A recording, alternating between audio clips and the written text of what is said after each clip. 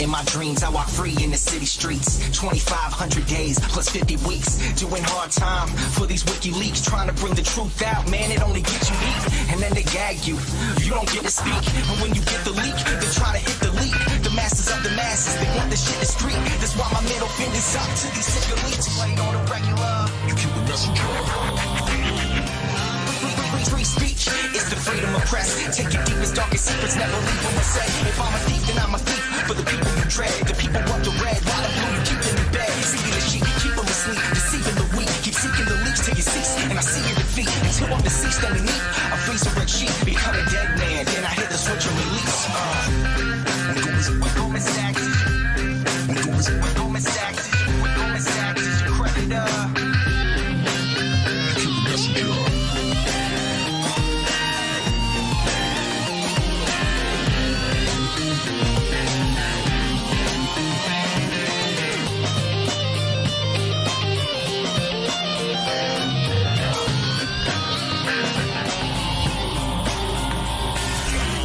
Outside my window, a figure quickly creeps. They dark as night, like some motherfucking chimney sweeps. Whiskey what my Mickey keeps, dying in my kidneys weak. Silence of my risky tweets, what the grand jury seeks. I'm wanting peace, like 7 years in Tibet. Now rest in peace, like 7 years under threat. Cause I released 7 vaults, they upset. They ended the rape sentence, but the US still insists to rest. I guess it's a sin to take the truth and disseminate. MLK to Gandhi, take him and eliminate. And I don't say I'm great, just wanna say what's fake. But if they kill me, a million others will take my place. The CIA's post like a knife the sharpest. All hypocrisy, lies, and heartless. They want to stop me, my life, make my heart quit. Cause democracy dies in the darkness. Cause democracy dies in the darkness. You kill the messenger. You kill the messenger. Democracy dies in the darkness. Darkness.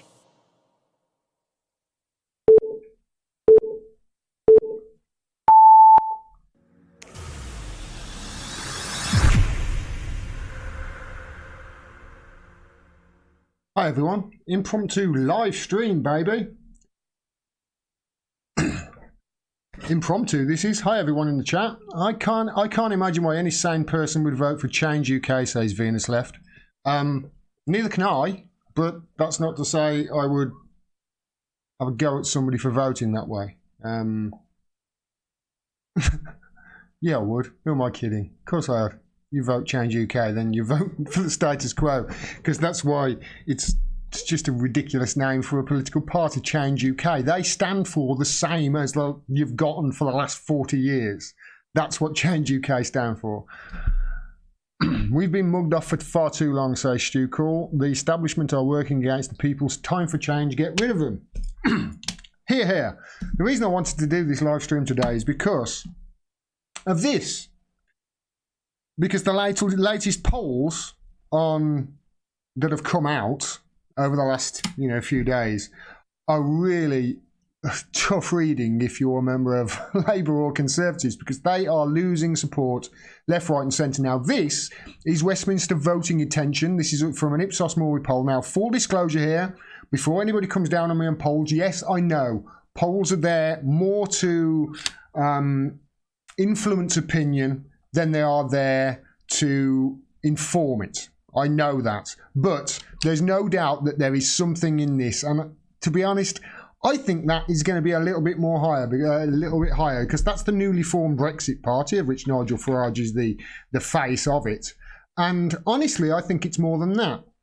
I really do. I think it's more than 16%, and I think it's going to get more than that, because at the moment, with the state of Brexit and the state of Westminster and the chaos that's going on down there, if you give the British public Brexit as an option on any multiple choice question, I think 1 in 4 of the British public would vote for it. Seriously, I think if you were to say, what's your favourite colour at the moment? A, red, B, blue, C, yellow, D, Brexit, I think about 25% would vote Brexit. Honestly, there's that much anger. Now, this is Westminster voting intention if there was a general election.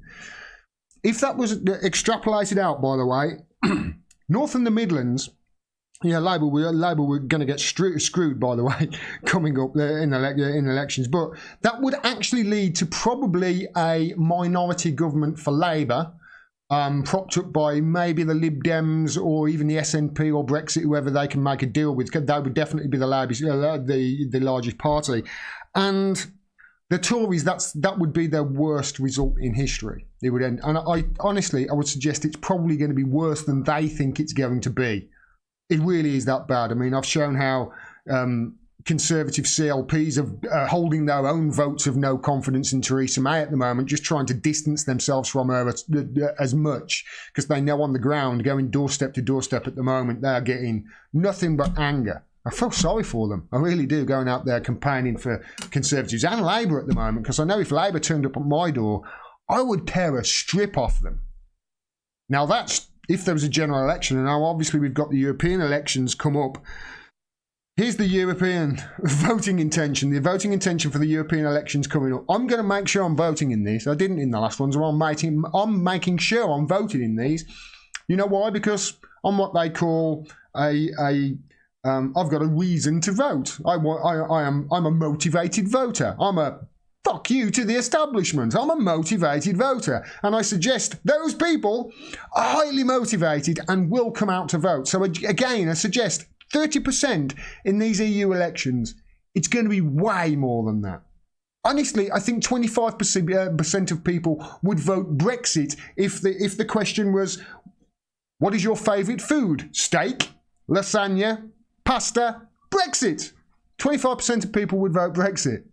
That's the anger in the country right now. And this is what, by the way, Change UK, 4%. Who is voting for Change UK? UKIP down there on 4% as well. Yeah, they're going to do pretty well in the Parliament elections, I would think, as well. Although not as good as Brexit. They are going to, obviously, wipe the board in these elections. They're going to clear the board because the country is in chaos. And Corbyn and Labour, and obviously the Conservatives, with the way they are acting on things at the moment, they don't want my vote. Does it sound to you like they want your vote? Saying, you know, if vote for us and we'll go for a second referendum. That's what Lord Adonis says. He says, if you want Brexit, don't vote for Labour. Well, you know what, Lord Adonis? I want Brexit. I'm not going to be voting for Labour in these upcoming elections. Honestly, this is, again, that's the breaking down into the bars so you can see how much the Brexit party has taken up. They're going to wipe the board in these elections. But here is the main one, because here's the Labour 2017 voters. Now, I was a Labour 2017 voter. I voted for Labour in the 2017 election, as I'm sure no doubt many of you in the chat and watching this will have done. I'm one of those 60% that will be voting somewhere else. And if you look at Corbyn and what he's done, he certainly isn't after my vote, is he? I mean, he's not gone after the Tories the way he should have gone after them. He's not gone after them on the Integrity Initiative. He's not gone after them on Syria. He's not gone after them on Venezuela. He's not gone after them on any of these things. Enough. He hasn't stood up enough. It's like I said just before Christmas. Stand up. Screaming at him, stand up, do something. Like all of his supporters, but he's not. He's not doing enough. He's sitting down and he's being, you know, mousy about it. Doesn't sound like he wants to fight. Well, you know what?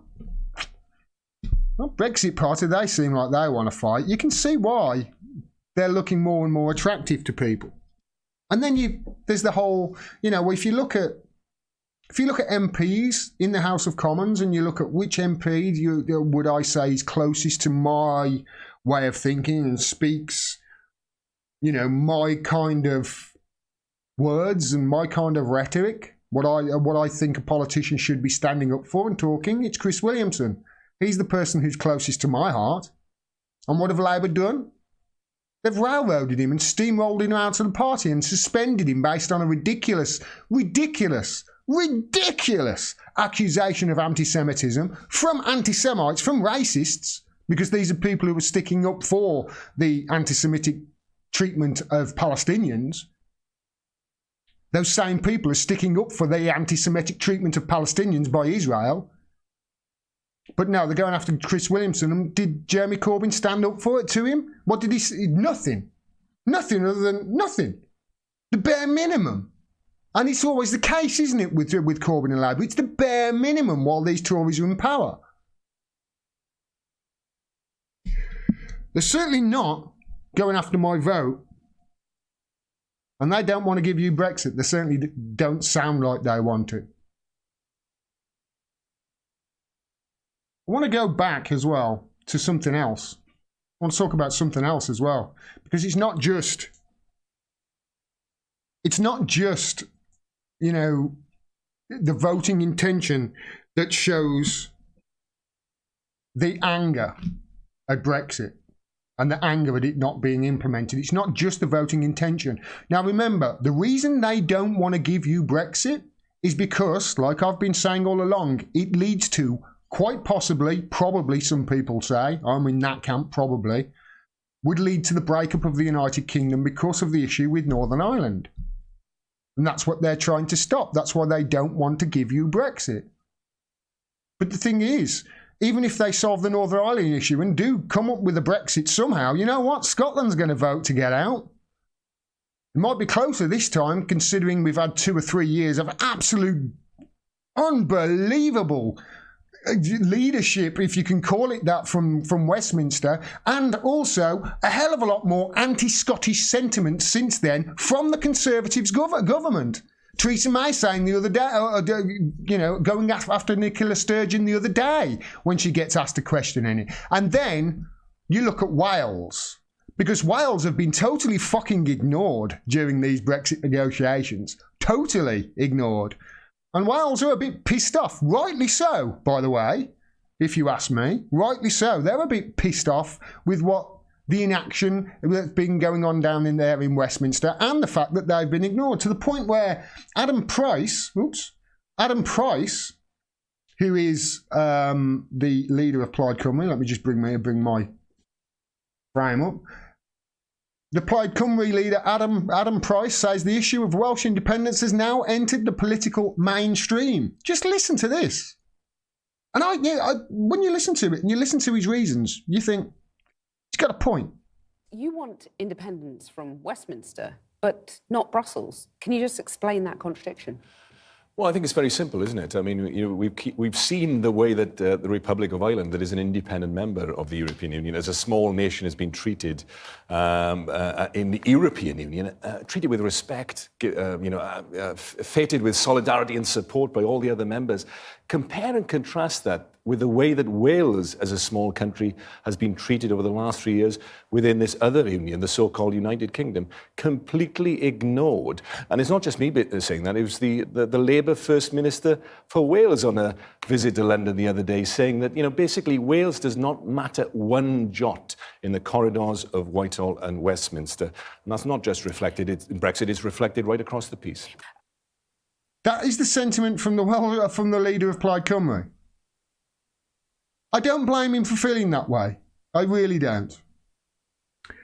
At this rate, they don't have to worry about, you know, the Northern Ireland issue. They really don't, because pretty soon, if they carry on doing this, they're going to have to turn. You know what? Trump's coming next month, isn't he? In June. Maybe Trump can tell them to build a wall around the M25 and call anything inside that wall the United Kingdom. I think maybe in a few years they'll have to do that, because everywhere outside of that will have voted for their own independence and buggered off from the United Kingdom, because you know what? The people inside the M25, specifically in the halls of Westminster, they certainly don't seem to be ruling in the best interests of the country. They only seem to be ruling in the best interests of the elite down there in Westminster and the people with money. And you know what? People like me are fucking fed up of it. We've had enough. And this is why you're seeing a massive shift towards the Brexit Party. You give people an option in the UK, a multiple choice action, and one of the options is Brexit, they're going to choose it every time. And all you people who are saying, oh yes, we need another referendum. Two things. First of all, it's undemocratic. You need to implement the last one first. And second of all, We'll vote to leave again, you idiots. It'll solve nothing.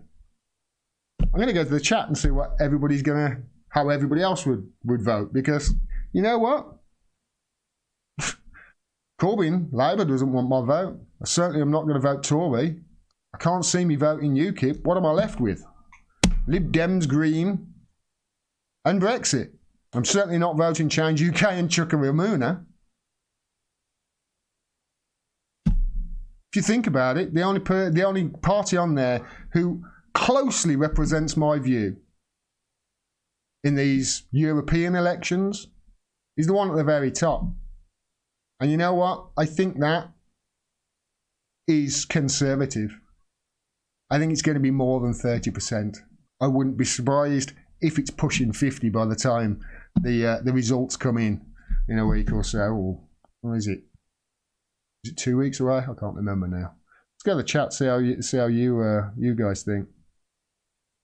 There's not that many people here actually. The sign I've gone live impromptu, and yeah, there's not that many people live impromptu during the daytime. I think everybody's at work. Let me know in the comments what you think. Let me know in the comments who you'd vote for and why. Because yeah, I think in these upcoming elections, it looks to me like there's going to be a hell of a lot of backlash against the main two parties. And the Brexit party and Nigel Farage is going to sweep the board, just like George Galloway predicted all those months ago. It certainly looks like it. But this is what you get when you've got an establishment that just is not ruling in the best interests of the country, and is only ruling in the best interests of the 1%, and ruling in the best interests of the City of London. You know, that square mile. Just call that the United Kingdom. Just call that the United Kingdom. Like I say, in a few years, I think you might have to. Everywhere else would have buggered off and got their own independence. Let me know what you think in the comments, and yeah, we'll no doubt we'll see in a couple of weeks. But yeah, Labour and Conservatives in those upcoming elections, they're going to get creamed. There's no doubt about it. Thanks very much for watching. Please subscribe. Please click the bell so you get a notification of when I drop any further videos. Please go through to my website as always. Please support. You can do it for as little as $1 a month. Every bit helps. 40% of my income comes from donations of less than $4 a month. So thank you very much for that. Can't do it without your support. Support independent media, because the mainstream, hey, they're not the fourth estate anymore. They're the fifth column. Take care, everyone. Peace. Take care.